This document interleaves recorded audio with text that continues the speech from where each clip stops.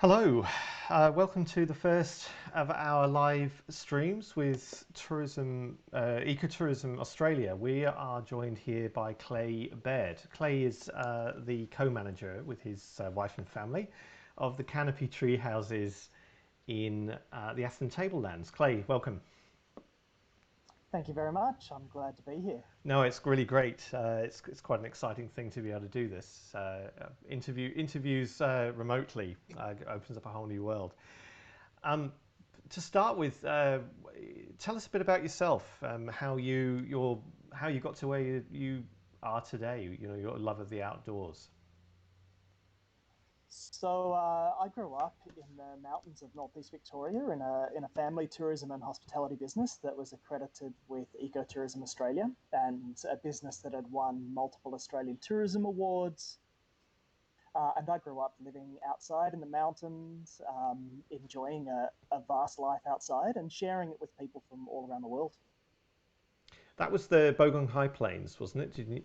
Yeah, Bogong Horseback Adventures Yeah. was the name of the business there. Um, Sorry.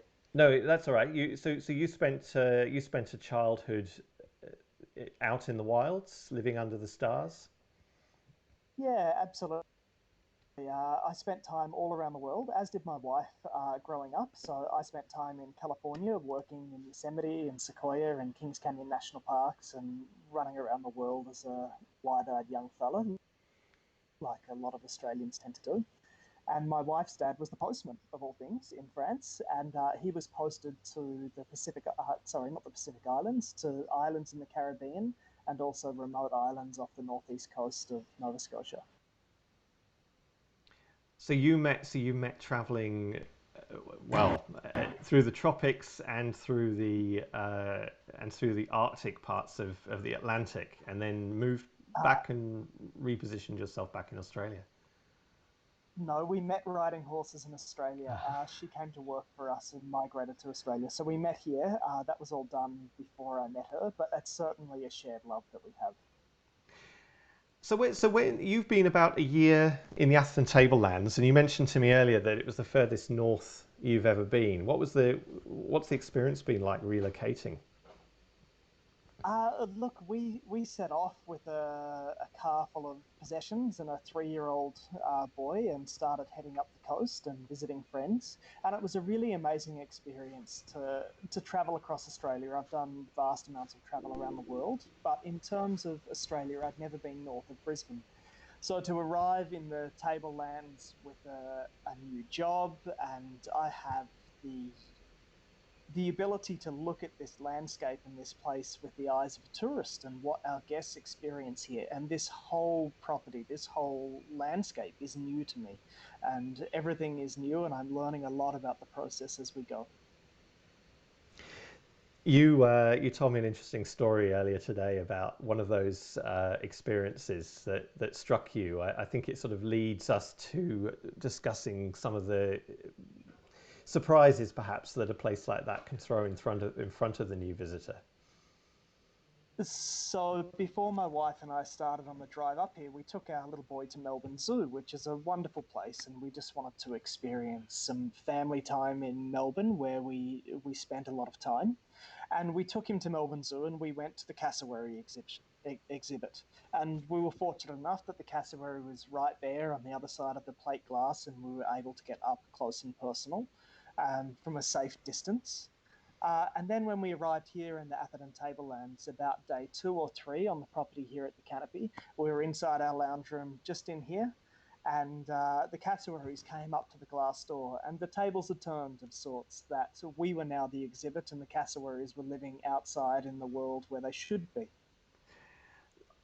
And the wildlife of the wildlife of the Atherton Tablelands. To describe where this location is, we'll just pop a graphic up quickly for anyone who doesn't know. The Atherton Tablelands is just inland from the south of the Daintree, inland from Cairns, an absolutely beautiful part of the world.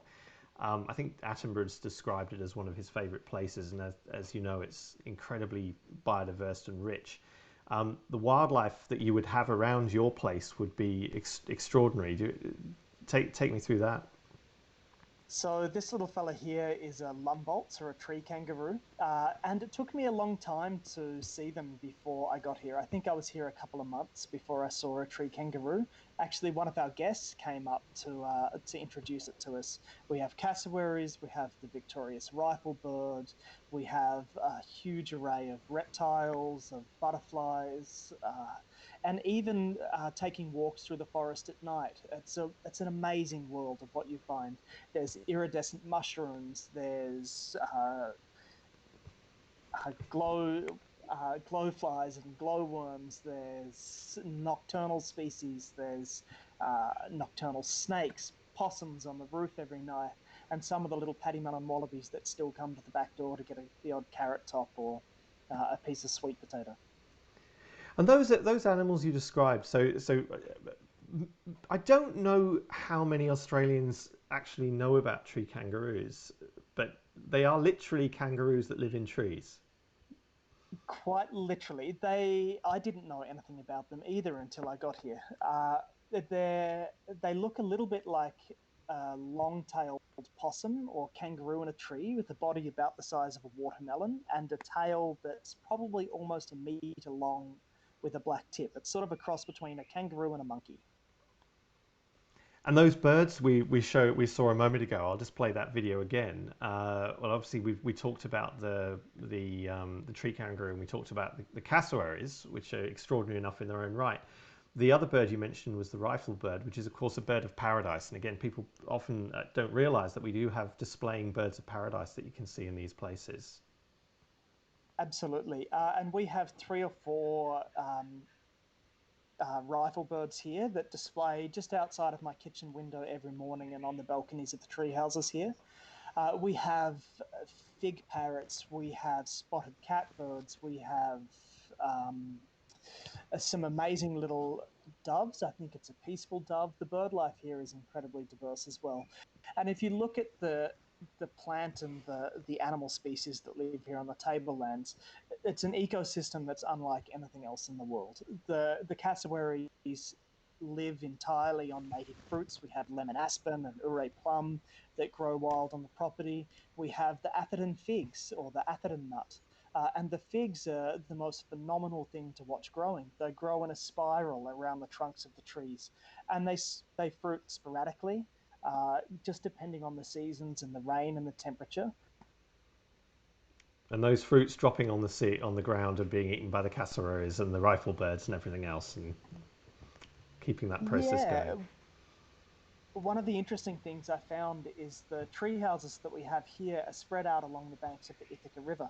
And the Ithaca is a shallow, slow flowing river, but it's full of sawshell turtles, an abundance of platypus, and it's sort of an ever changing environment, much like any river is, with moving sandbars. But the cassowaries are actually quite frequent in the riverbed. They eat the fruits that have washed down and banked on the sandbars, and it's sort of like being in Jurassic Park. If you walk up the bank of the river, you'll see these dinosaur like footprints in the mud or the sand. I think I've seen a photo on your website of somebody crouching next to a river with a cassowary right next to them, seemingly sort Uh, of looking on. Actually, there's a picture. There we Absolutely. go. There's the picture there. That's exactly what he's doing there. I don't know. I think that person in the picture is staying incredibly calm, which is what you should do. Yeah, cassowaries have a reputation of being a little prehistoric, but the cassowaries that we have wandering around the property here are relatively friendly. If you treat them with a little bit of caution, they are a good bird. So we're here talking to you because the company you represent is ecotourism accredited, and the history of that place, I think the sustainability of the timber and everything else probably goes without saying. What are the values that you think, what is the importance of that level of recognition, and what do visitors to places like the Atherton Tablelands stand to gain from choosing an operation that is so accredited? So, first of all, we're not just accredited with ecotourism. We've been accredited for over 20 years. We got our badge this year, 20 years being certified. I think we're also one of the first in Australia, I think the third or the fourth company in Australia to ever get accredited with ecotourism. But for me, not just in this company, but in other companies that I've worked with in the past, ecotourism stands as a ethical and sustainable option. Whether it's a big impact on people's decision making or not is another story, but you know that when you book with a property that's eco accredited, you're consciously making a choice to do something to either support the environment physically or the sustainability of local commerce, cultural significance, supporting Aboriginal communities or businesses that have ethical practices in terms of employment, trying to employ locals, along with just looking after the greater environment that we all live in. And so for the people that come and meet you, and they will meet you, I gather anyone who comes to visit and stay is going to meet you and your family personally. What do you think they would take away from an experience in the Atherton Tablelands from staying with you?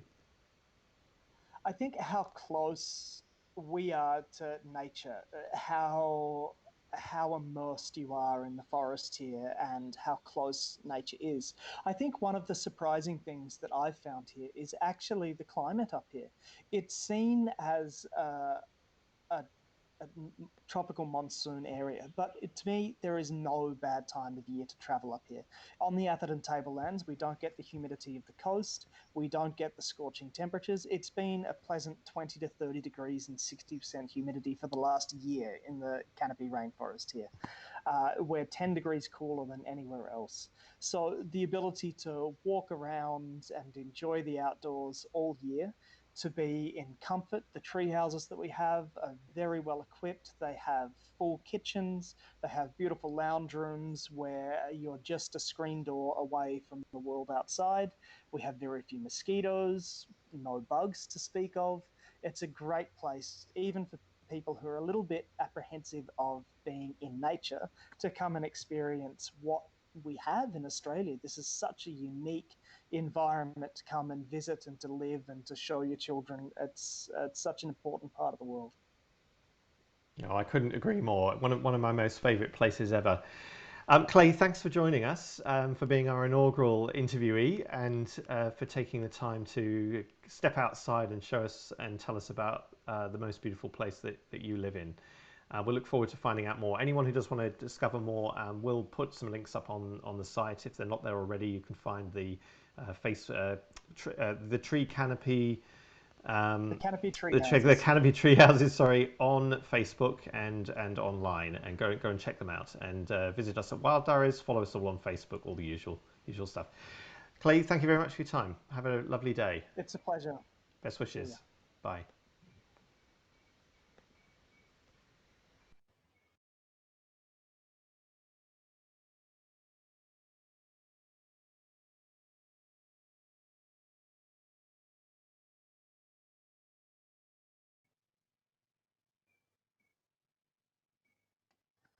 That went pretty well.